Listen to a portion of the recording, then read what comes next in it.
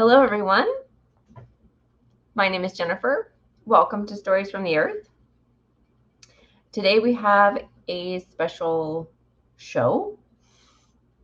Ellen is not here. You will have me today. And we are doing a best of volume 1. I collected a bunch of clips from the last almost 2.5 years. Not quite. We are pretty much in the beginning of our 3rd year, which is pretty exciting.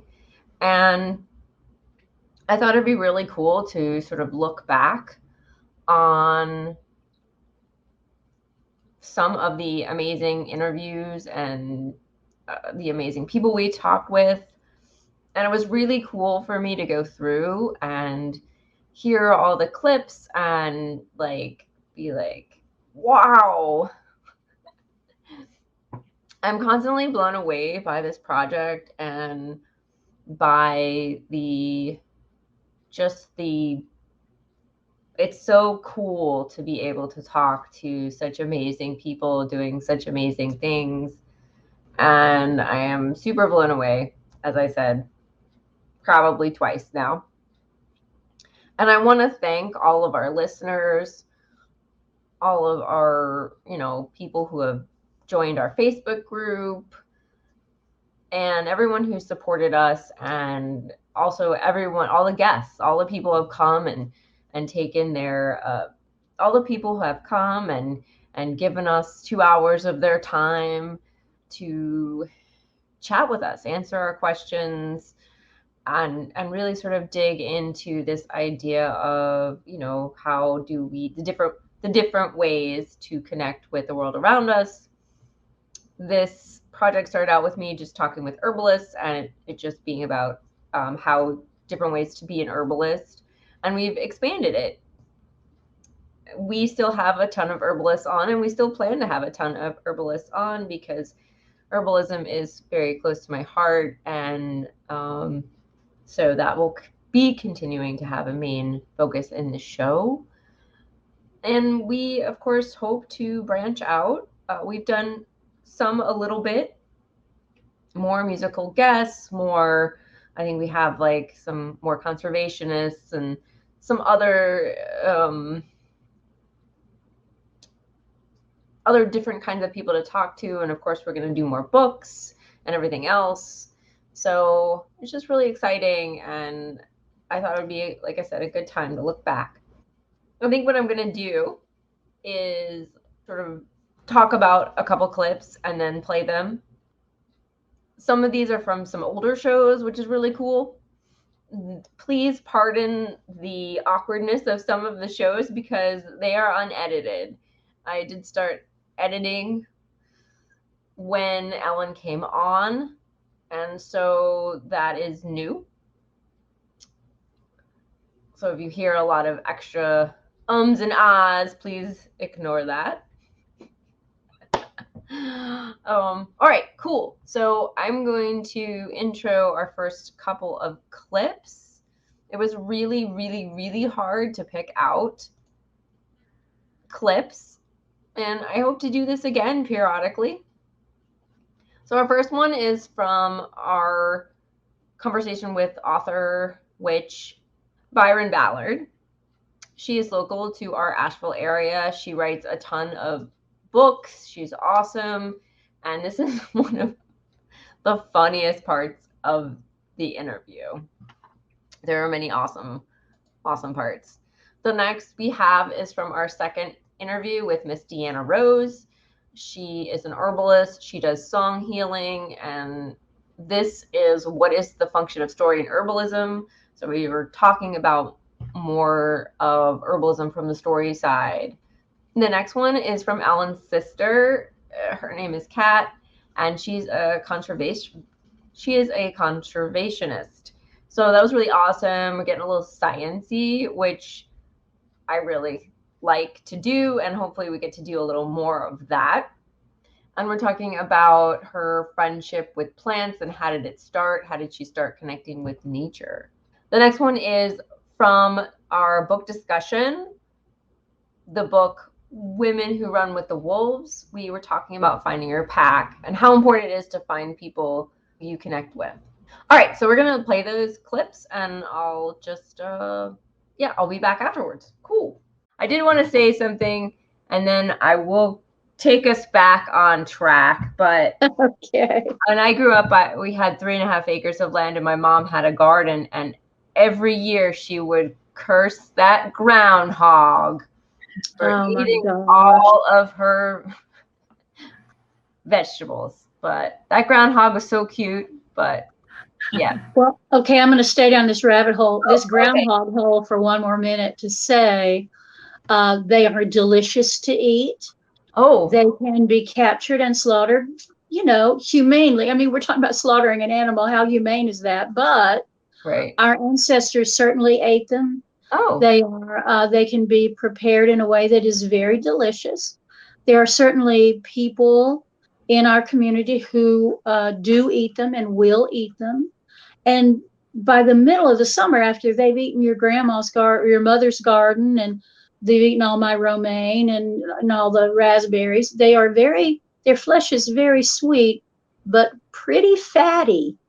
So that is one thing that if you look at ecosystems and biospheres, the reason we have a problem with groundhogs is that we have gotten rid of the predators to groundhogs. Right. We have gotten rid of the whole class of apex predators. I say that laughingly because we have foxes that live in on our back bank. We have bears that come through here. So we do have, and we have coyotes.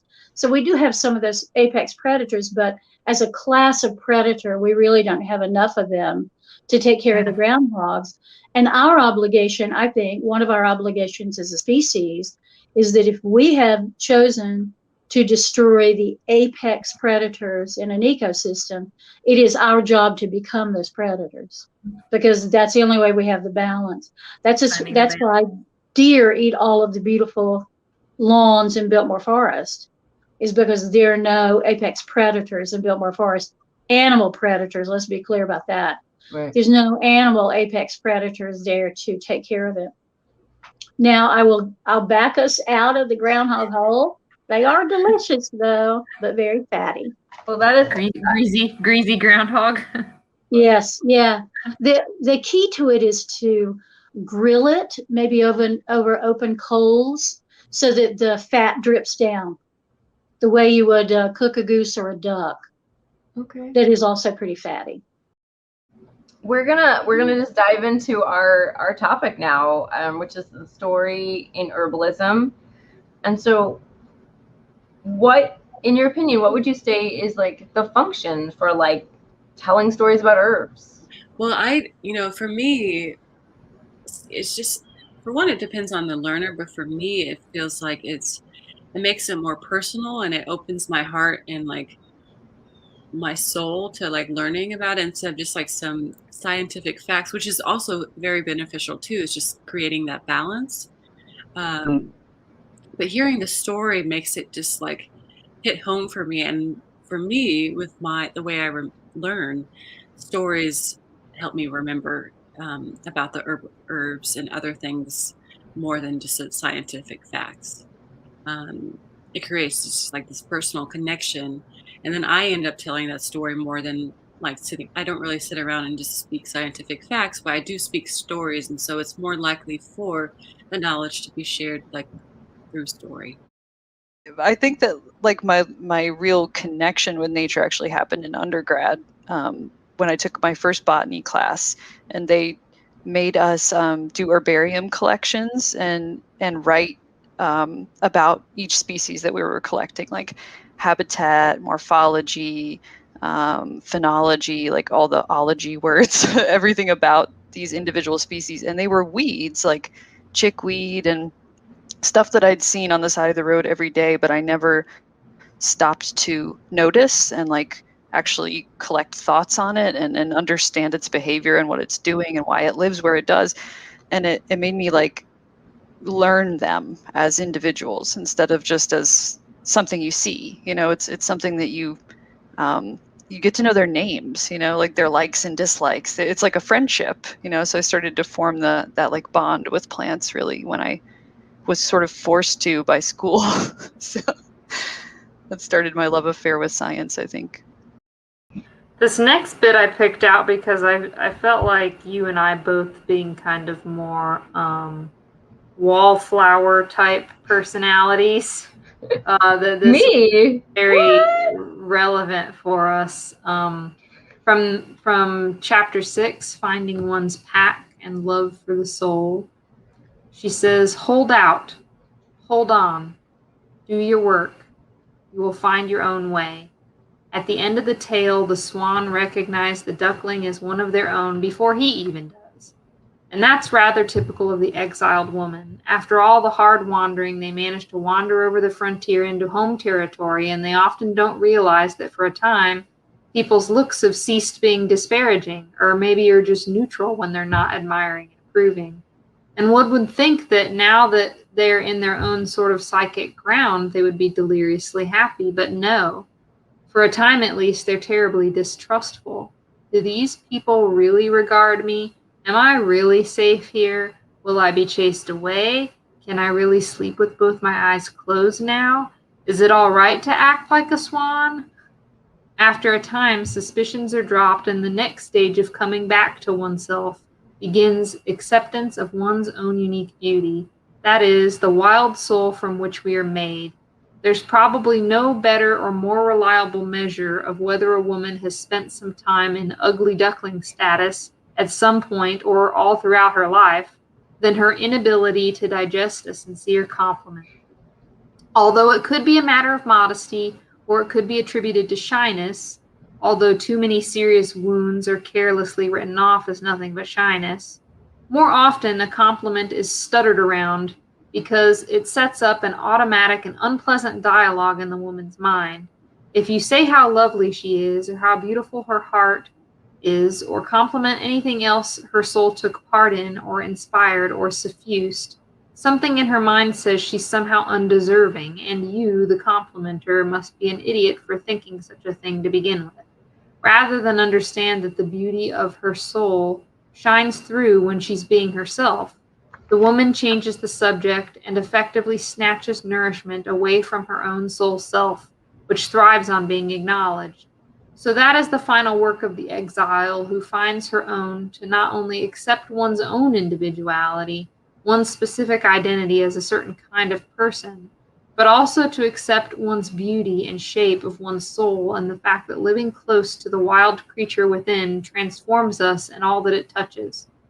When we accept our own wild beauty, it is put into perspective, and we're no longer poignantly aware of it anymore, but neither would we forsake or disclaim it either. Does a wolf know how beautiful she is when she sleeps? Does the feline know what beautiful shapes she makes when she sits? Is the bird awed by the sound it hears when it snaps open its wings? Learning from them, we just act in our own true way and do not draw back from or hide our natural beauty. Like the creatures, we just are, and it is right. For women, this searching and finding is based on the mysterious passion that women have for what is wild and innately themselves. We've been calling this object of yearning the wild woman, but even when women do not know her name, even when they do not know where she resides, they still strain toward her. They love her with all their hearts. They long for her, and the longing is motivation and locomotion. It is the yearning that causes us to search for the wild woman and to find her. It is not as hard as one might first imagine, for the wild woman is searching for us too, because we are her young. And there's a lot to unpack in that. But I think I can clearly, yes, I have been click, click, click, click through all of those stages at some point in my life. You know, yeah. Yeah. Although she did not mention Ellen's goth stage here, so I think that. Well, you know, that was sort of quote unquote. Well, you know, that was an interesting dynamic because it's like, is it the ugly duckling in the sense of like, well, I don't fit in, but at the same time, it's like, it's part of the search of finding oneself, because you're like, well, I'm just gonna make myself be what I want then, and who cares? Fitting in, be damned. So, yeah, well, I mean, teenagers explore all sorts of things, but So our next clip is from our interview with Miss Jeannie Dunn, and she runs Red Moon Herbs, which is a local herb company here in Asheville. And this is what inspires her herbalism. We did a book chat on a really awesome book called The One Straw Revolution. And yeah, this is a clip for me talking about a tomato getting really inspired about farming. And the next one is the book Black Elk Speaks. That book was a little challenging to read, for me, just in the format of how it was written. But I got to listen to it. There's a Audible, so that is the way I would suggest, like, if you're okay with listening to a book, that's probably the best way to listen to it or to read it. Or sometimes I'll like read a book and then I will also listen to it at the same time, and I really like doing that. It's just because he talks like he's speaking to you, which I like, but it does make it a little harder to read. And then the next one is from All Our Relations, which is a fantastic group doing fantastic things. And I will just let you discover that clip. It's like one of the funniest. The next one is from the very first interview we did with Deanna Rose, and the very first interview I did on this podcast, and it's talking about how she got into herbalism. So, all right, cool. I'm going to play those now. What would you say inspires your herbalism, or inspires you about herbalism? Like, to the point that, that became such an identity for your life. Obviously there's a lot of inspiration there. And that's more than one thing. One is the generosity of the plants is first. Like, even though I love humans so much, and I want to see everybody thrive and do well as humankind, I just can't believe how, like, sometimes we take a little and they just keep giving. So that is an inspiration. I look to them. They bring me calmness too when I'm had a really bad day. Just to go sit with the walk with the goats and the foraging with them. Just being able to like sit by a creek and meditate with the plants is really a big thing. And then just my kids are an inspiration, because it gives me hope for the future when I see that they're listening, even if they are like, nah, that's not my thing, that's your thing. I hear them say things to their friends, and it gives me hope that yes, they do know how to make these things. That Sam's helping some, Sophia helps some, and their friends have even helped a little with wildcrafting and harvest and preparation, and that's inspiring. And then that they care about others. They want to see this medicine get to the marginalized community. Yeah, I mean, when I was reading this book, I was like, wait, I should grow something. I mean, and I was like, maybe I should try to grow a tomato. I could grow that on my balcony out here in a big pot. And I was like, I don't know anything about growing much. Like, I've got some, medicinal herbs. I should learn some of that stuff at some point. If I had like infinite time and infinite, like, if I could clone myself as well. Maybe the next book to tackle would be his Natural Way of Farming book, so you can get into the how-to nitty-gritty and go from there. Maybe. So just start small, and then maybe when I get some sort of yard at some point, get a little crazier. Get a little more creative. Rewild the yard with food. Yeah. You have noticed that everything an Indian does is in a circle. That is because the power of the world always works in circles, and everything tries to be round.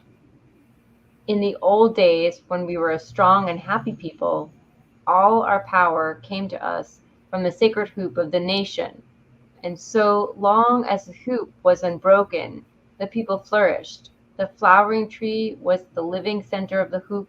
The circle of the four quarters nourished it. The east gave peace and light. The south gave warmth.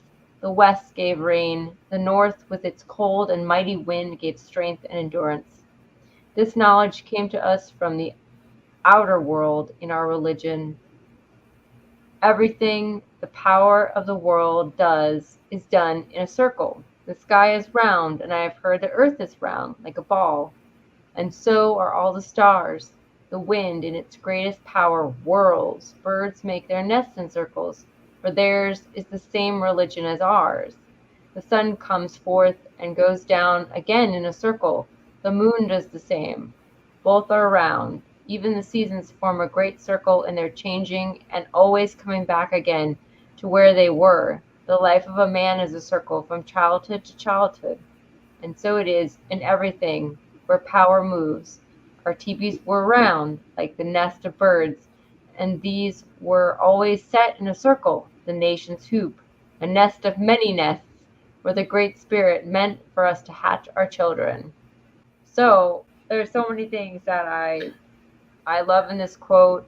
It's got so much symbolism in here. Yeah, that's a really, really big, I think, nice description of his broader viewpoint, you know, of their beliefs and how much that was intricately tied into the planet and the natural world. He's making a connection between people and animals here. The birds and them share a religion. The birds make nests. They make nests. And even putting it in a cosmic context, you know, talking about the stars and the moon and all of that. It's like, you know, taking it from being right here in front of your face to being like, oh my gosh, no, it encompasses all of this, you know, and that's such a vast perspective to have, humbling and awe-inspiring. Everything is a circle from the smallest to the biggest. And I like, he's like, and I've heard that the earth is round. And so I think that that's part of it. And part of the truth is that we are totally and completely connected to the earth. And being a city girl, that's a hard pill to swallow, that there's dirt out there that I'm supposed to get in. You know? Yeah, The dirt is calling. The dirt is calling, you know. Yeah, I hug a tree, you know, and when I hug a tree, I feel that energy coming within me. That's coming from our connection, because God is in all things. So how did you get into herbalism? I know you did the herb crew, but like what maybe like prompted that interest, or did you have some like, or did you just like, I'm just going to try it and see? Yeah, so I grew up outside of Nashville. My dad was a big gardener, and so I grew up as a kid like just hanging out, you know, naked in the garden. But you know, but he grew a lot of vegetables, not herbs. It was all vegetables, and so I grew up in the garden, and he continued to have a garden through the whole time him and my mom raised me. But there wasn't much herbalism. My mom grew like a lavender plant and rosemary, but that was basically all that I had been introduced to. And so I like tea and stuff, but I never really thought about, I mean, in Nashville, I didn't know any herbalists growing up, not one. And then once I went to college at Warren Wilson College, I was just talking to this woman about how I love to garden, and she was on the herb crew, and she said, you know what? She's like, I think you were an herbalist in a past life. I think you need to come down to the herb garden. And I was like, What? I mean, I had never even What are you talking about? heard about past. I had never really thought about past Oh wow, lives okay. at that So that point. was I was like like, a new that was thing. a whole new thing too. And I was like, okay, well, I'll come down to the herb garden. And so I went down to the herb garden. And I felt so at home, um and just it felt so empowering to like know how to like take care of yourself and how to like learn about these different herbs and it was really therapeutic to like see like an herb garden and see how the tea we drink grows and so it opened up to this whole new world for me and I think that really helped me get through college and it helped me yeah, it just helped me with my mental health, helped me learn how to take better self-care and yeah, so I feel really grateful for that. So that's how I got introduced, was just her having that intuition, which I felt was really on point. All right, the last group of clips, we are talking with Linda and Luke Black Elk. Luke is a relative of Black Elk from the book we did. So if you're interested, I would say definitely listen to our book discussion first and then listen to this interview with Linda and Luke. We kind of hope to get them back on so that we can talk more because we really didn't get to dive into sort of the book and that part. There was just so many things to talk about. So hopefully that's in the works. This is from one of my favorite herbalist interviews. This is from Heather Jones. She's an herbalist, not in our area. She is in, oh gosh, I think she's in, oh man. I'm sorry, Heather, I can't remember where you're from, but it's out west. Very different place, which is really interesting because we do interview a lot of herbalists from our area, which is the Western Mountains of North Carolina. So it was nice to hear about what plants were growing out where she was. And this one is a really inspirational interview, and I just can probably hear her talk about plants for like ever. So this is about the plant, like one of the first plants she really connected to.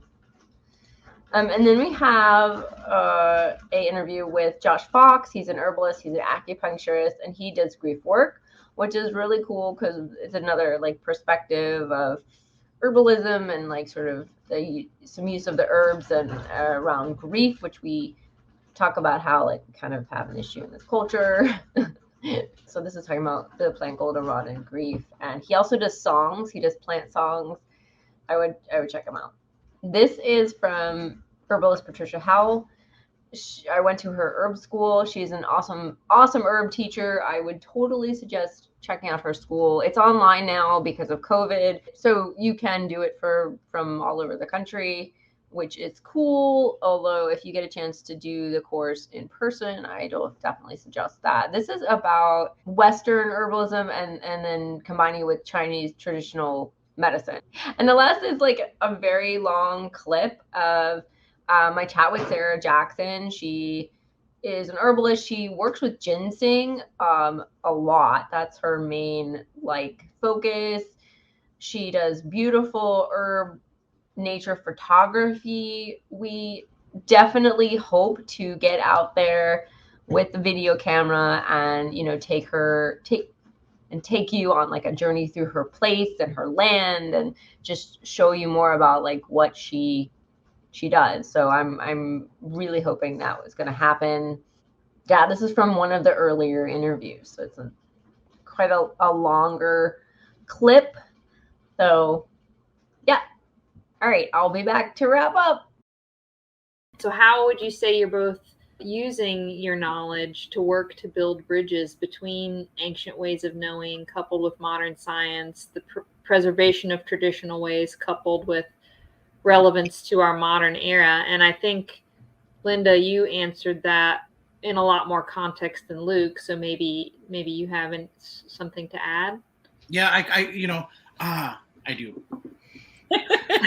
I kind of take issue with the idea of ancient ways of knowledge, Okay. That terminology. And it's not, this isn't to chastise you. It's just to educate people, right?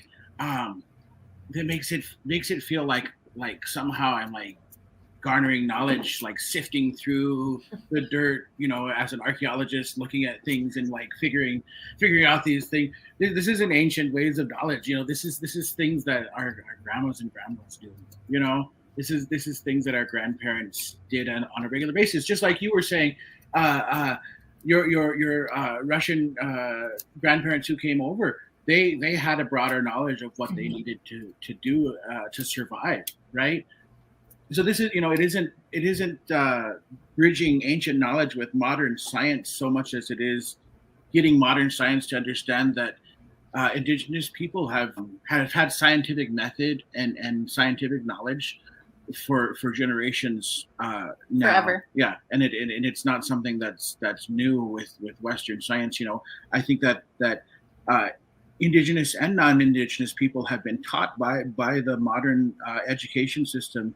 When first contact happened, which is a weird term that we won't get into at this time, when first contact happened, we were like these Stone Age people who were barely ugga-bugging around, around fires, and like scraping the dirt to survive, when there were millions of people just in the North and Central America part of this continent who were being fed by a farming system and animal husbandry, even though it's not the same kind of animal husbandry that exists in other parts of the world. We weren't like petting buffalo and out there milking them for cheese, but we were, there were buffalo that existed on the plains. There were buffalo that existed in the woods, in the north, and tons of management systems to, like intricate management systems, intricate trade networks, that actually,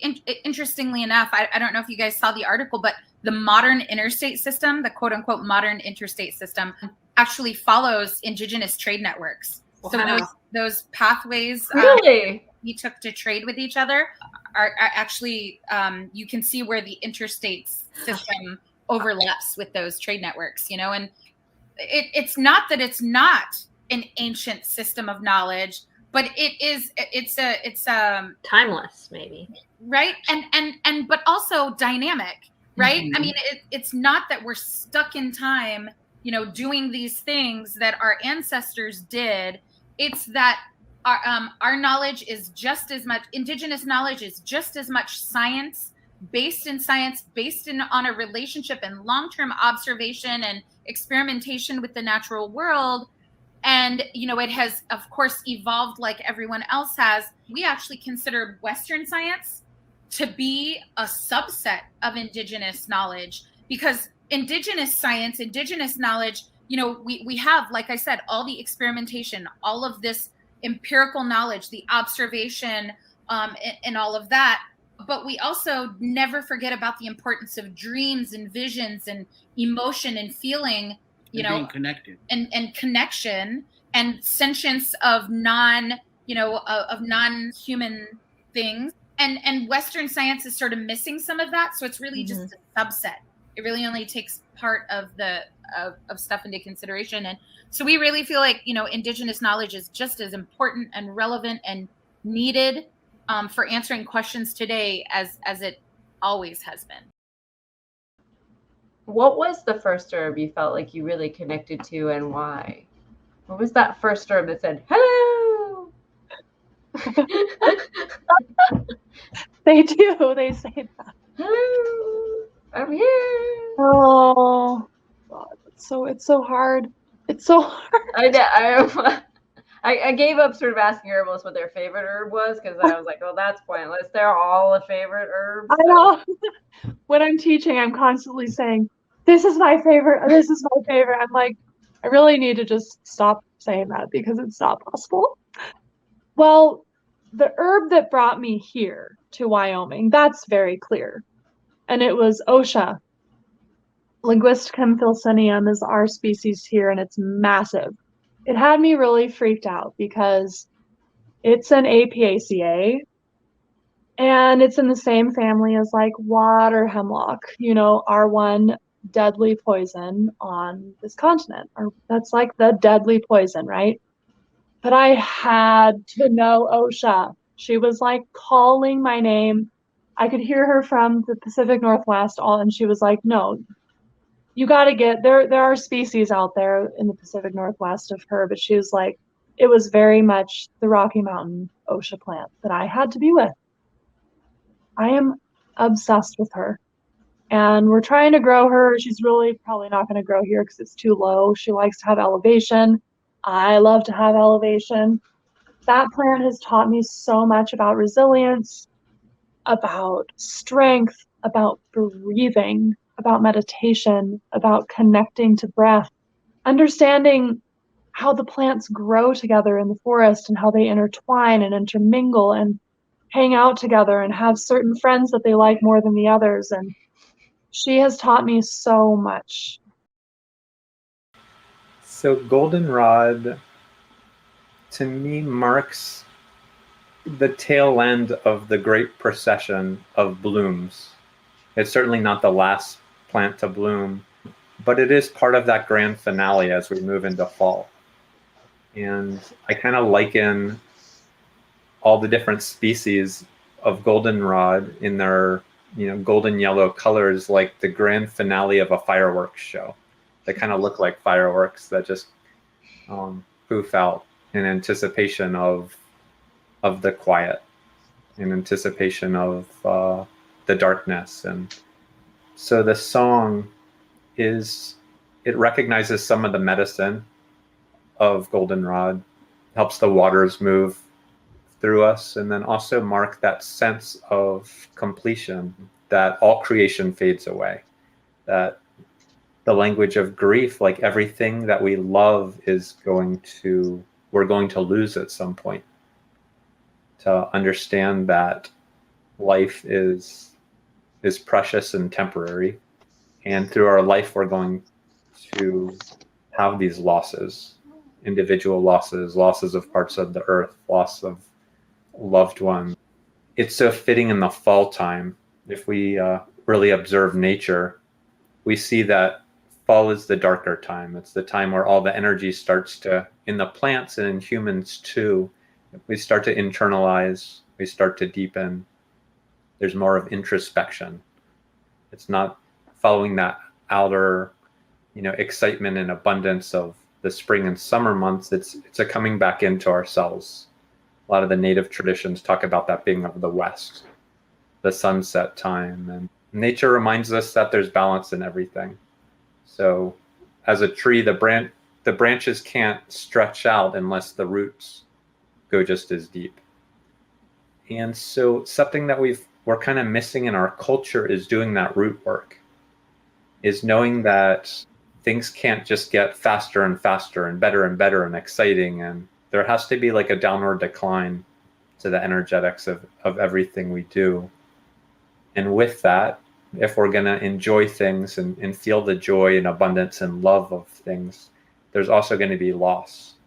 There's also going to be death. There's also going to be giving up our leaves like the goldenrod, giving up the foliage and bringing that energy back into the root to remember its source, what we are and what our souls want to do. And so a big part of my work has just turned out to be normalizing grief in our culture, normalizing it not as a pathological thing, but actually part of the healthy cycle that we go through as humans. Knowing that physiologically, like moving grief can be the healthiest thing because it helps really appreciate what we've loved, to honor that which we've loved and lost, so we can make space in ourselves for more joy. So our heart cracks open so it can be rebuilt and be able to hold more light. They say there's a crack in everything, and that's how the light gets in. There's a truth in that we have to crack apart. We have to fall apart in order to show back up again. You work both with traditional Chinese medicine and Western herbalism systems. What, in your opinion, is sort of maybe the main difference between these two systems, and how well do they work together? And is there a system of herbalism that you prefer? Okay. I know you use both of them and kind of combine them. Yeah. Yeah. In a very schizophrenic way. Yes. Well, when I studied at the California school, it was very much a Western herbalism approach, using herbs in the context of body systems. So you learned about all the body systems, then you learned about what herbs have an affinity for that body system, and then you look at different diseases that affect the lungs, affect the gastrointestinal tract, and then what are the herbs that would address that. And when I started practicing, I was sort of using that approach. I would talk to people, try to figure out like what body system is struggling, what do I need to do to support it. I just felt like it was a very limited approach. There was so much going on with people. And Jennifer, you and I were talking earlier about the importance of making the body-mind connection, especially with chronic health issues. And so I would see people and I would notice that there was this whole dimension or this whole pattern that they were presenting that I didn't even really know how to describe, but I was seeing it.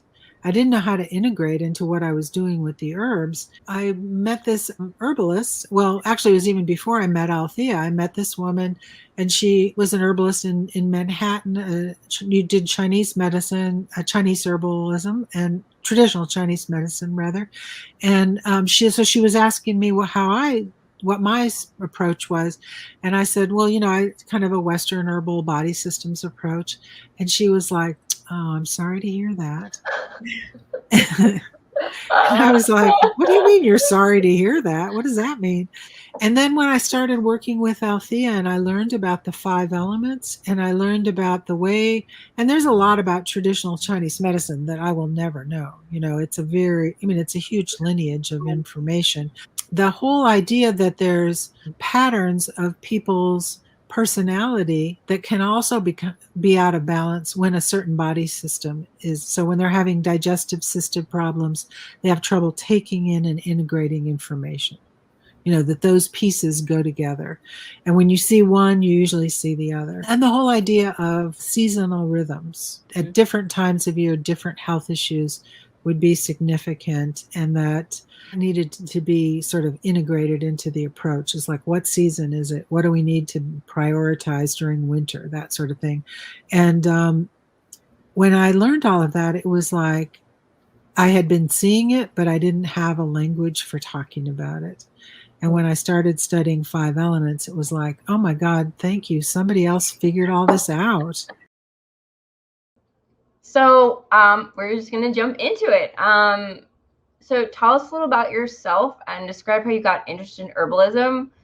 Like, what sparked this interest? Why did you want to become an herbalist? Why did you want to work with plants? How did this sort of journey start? Okay, so let's see. So I grew up not here in the Appalachians. I grew up in on the coast of North Carolina. Oh. And my father was kind of like a historian and an EMT.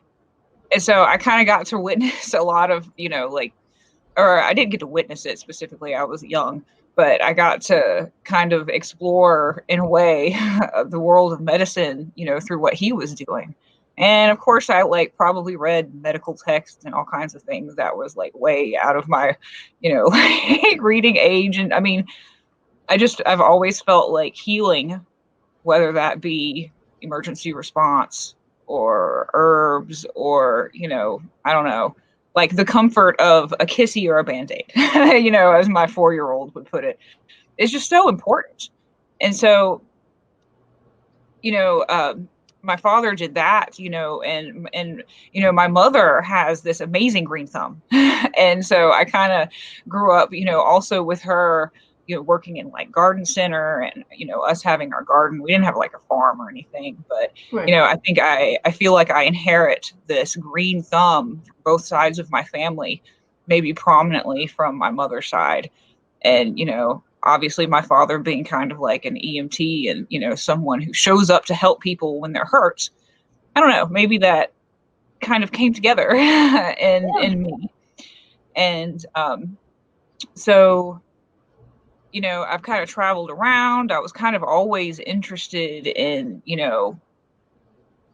how to like, I don't know, or maybe not like emergency medicine, because it's nothing that dignified or formal in study, but maybe just a love of medical anthropology and ethnomedicine has kind of eventually led me here to this place, which is my life now, which is here like on the mountainside in Bat Cave. And before I moved out here, I lived in eastern Tennessee.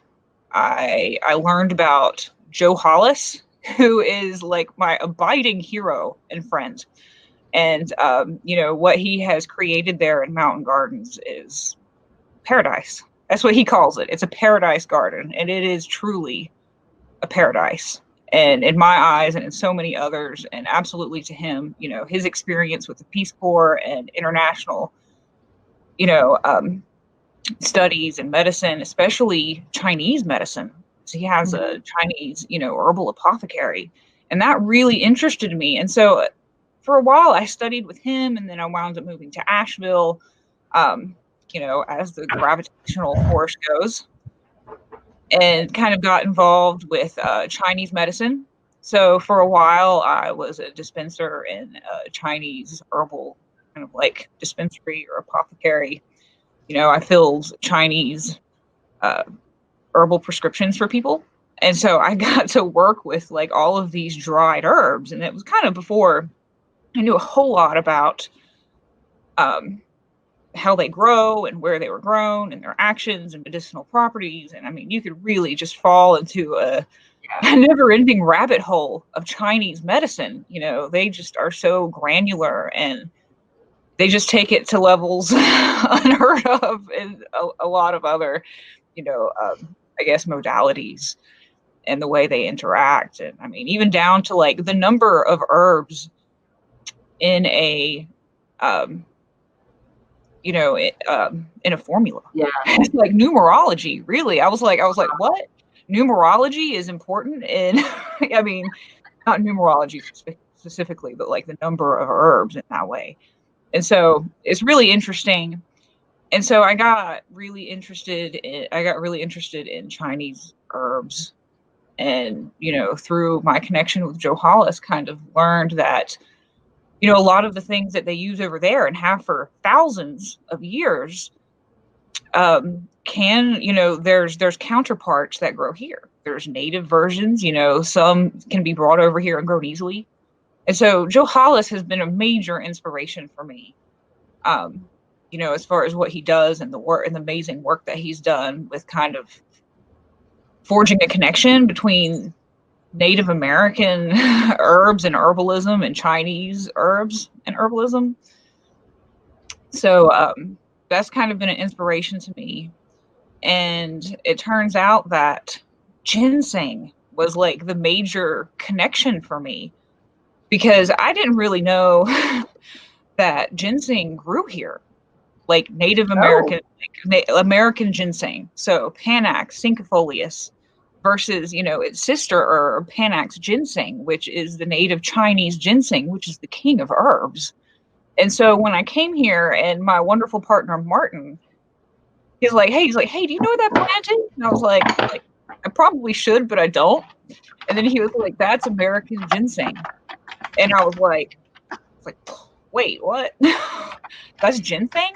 And then I was like, maybe reading about it. I'm like, that is the ginseng. That is ginseng that has been used for thousands of years as the king of herbs in Chinese herbalism. I'm like, it grows here.